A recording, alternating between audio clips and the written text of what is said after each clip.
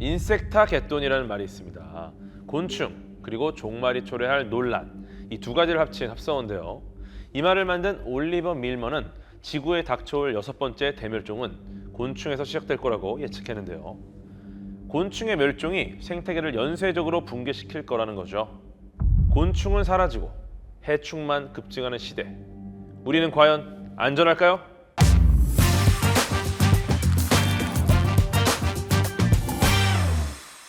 안녕하세요. 토탈케어 케어원이 들려주는 해충과 과학 이야기, 케어학개론의 MC를 맡은 과학 커뮤니케이터 궤도입니다. 앞으로 여러분과 케어학개론으로 계속 만나게 될 텐데 그동안 잘 몰랐던 해충과 과학의 이야기를 재미있게 풀어보도록 하겠습니다. 여기는 중국입니다. 2024년 여름이에요. 그런데 저 하얀 건 눈? 아닌가? 폭설인가? 하시겠지만 정답! 하루살이 떼입니다. 이날 죽은 하루살이 떼를 세어봤더니 10억 마리 정도였다고 합니다. 그리고 성경에서 재앙을 표현할 때나 종말 영화에 꼭 등장하는 곤충이 있죠. 바로 메뚜기 떼입니다. 이 사막 메뚜기는 크기도 무슨 참새만 합니다. 이 메뚜기 떼가 진짜 무서운 이유는 바로 먹성과 기동성입니다. 1제곱킬로미터 넓이의 최대 1억 5천만 마리가 떼로 움직이고요.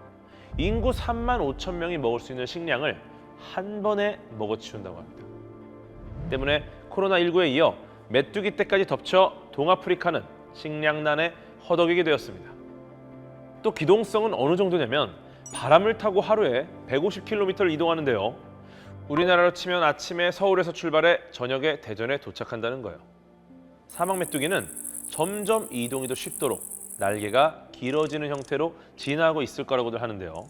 그렇다면 우리나라는 안전지대냐? 그렇지 않습니다. 2014년에 우리나라에서도 전남 해남에서 메뚜기 떼 공격이 있었습니다. 추수를 앞두고 환경 작물을 모조리 갉아먹은 거죠. 그리고 이젠 결코 가볍게 생각할 수도 없는 게 우리의 식탁까지 위협할 수 있기 때문이죠. 러브버그, 대벌레, 매미나방.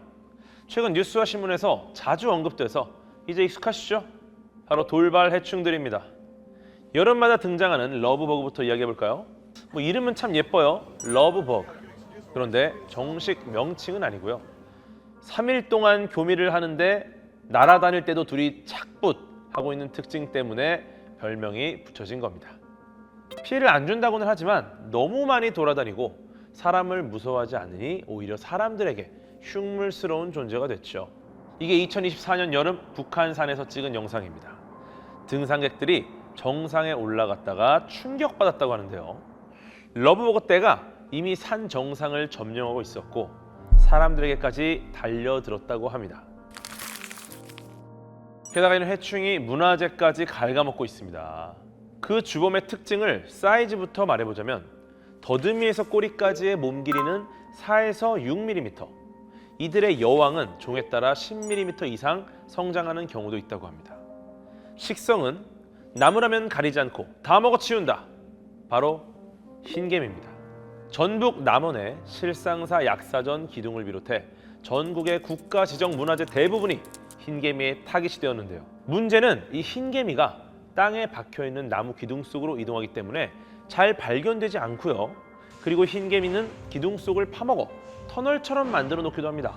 그럼 흰개미의 습격을 받은 목재는 바스러지기도 하는 거죠. 실제 목조 건물이 많은 일본에서는 1995년 고베 대지진 때 흰개미가 갉아먹은 집들이 80% 이상 무너져 내리기도 했었습니다. 그만큼 때를 놓쳤다가 큰일을 당하게 된 거죠. 지금까진 해충의 역습이 혐오감 유발, 문화재 훼손만 보여줘서 심각성이 잘 느껴지지 않으셨나요? 해충이 더더욱 문제가 되는 이유는 생명까지 위협하기 때문입니다. 세계보건기구에 따르면 매년 모기가 옮기는 질병으로 죽는 사람이 72만 명이나 된다고 합니다. 2015년 남미를 덮친 소두증 기억하시죠? 소두증을 일으키는 지카 바이러스도 모기로 인해 발생한 겁니다. 치사율이 30% 정도 되는 일본 뇌염도 있습니다.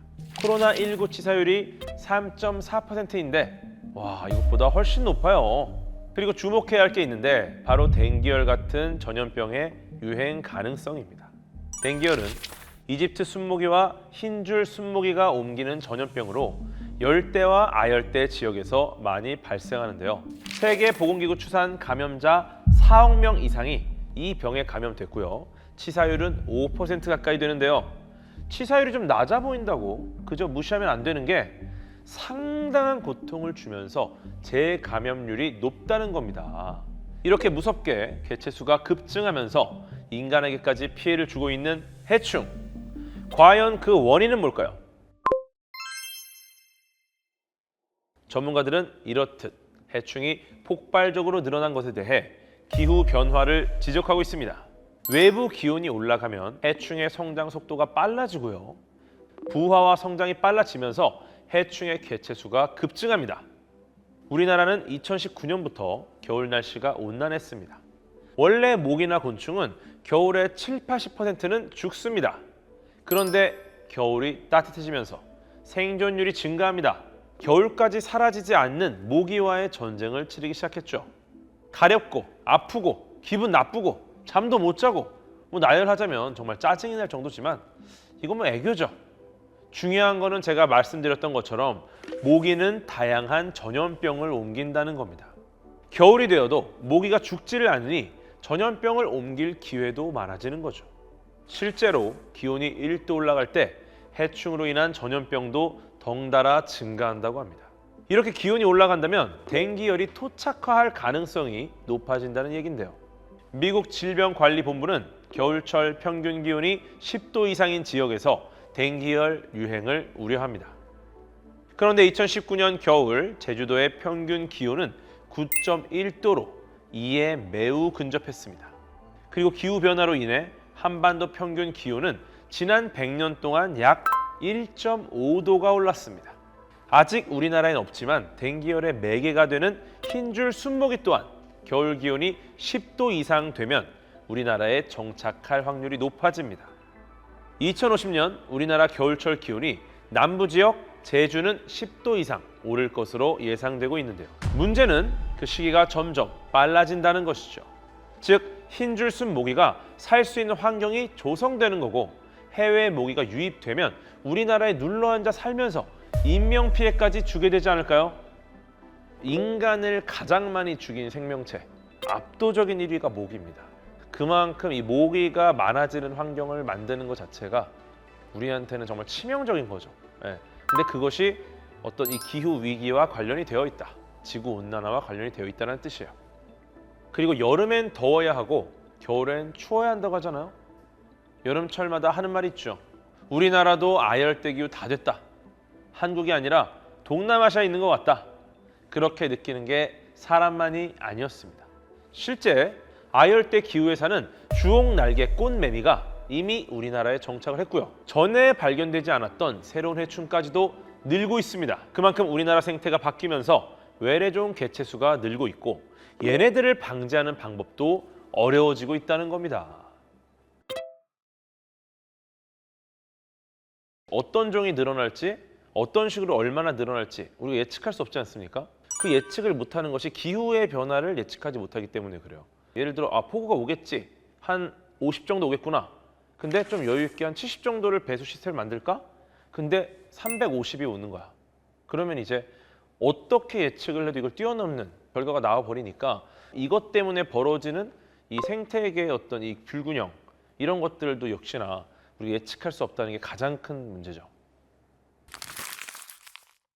제가 얼마 전 흥미롭게 본 뉴스가 있는데요. 기후온난화로 매머드가 살던 석기시대 벌레가 4만 6천 년 만에 살아났다는 겁니다.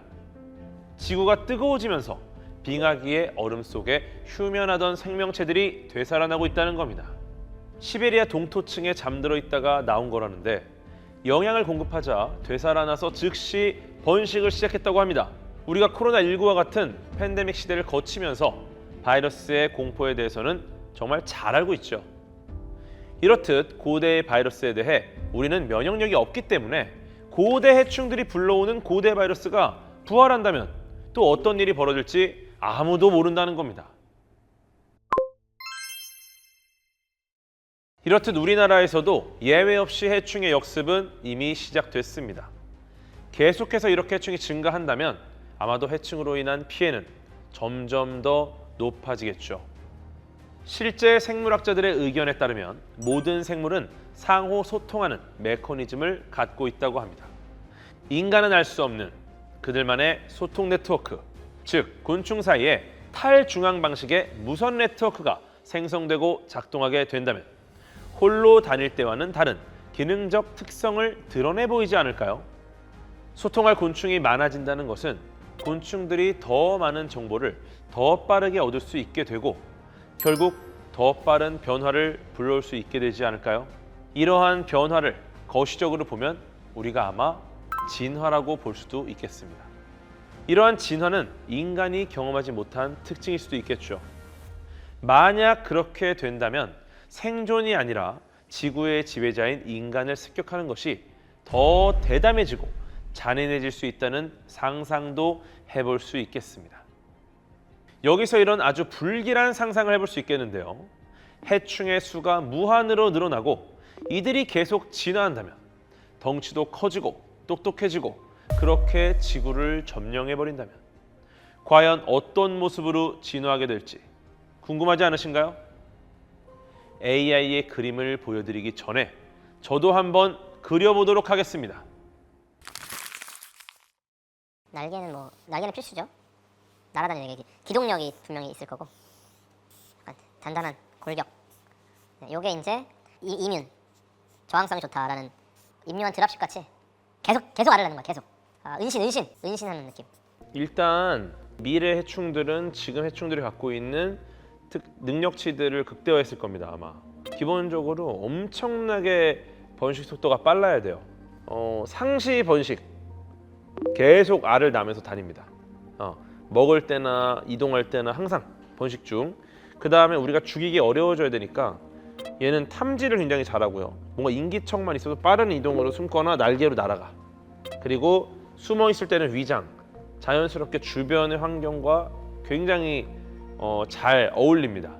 그래서 이제 색이 바뀌면서 위장도 하게 되고, 그리고 인간의 살충제에 웬만한 건 다 저항성을 갖게 될 것이다. 굉장히 무시무시한 존재가 되겠죠. 네.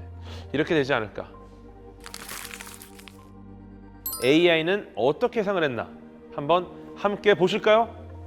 편대비행, 투명하거나 반사광을 발산한다. 그치. 크기 및 색깔이 환경에 맞춰 변화. 역시 은신. 눈이 많아짐? 눈이 많아진다고 과연 잘 볼 수 있을까? 물론 또 아닐 수도 있어요. 이건 뭐죠?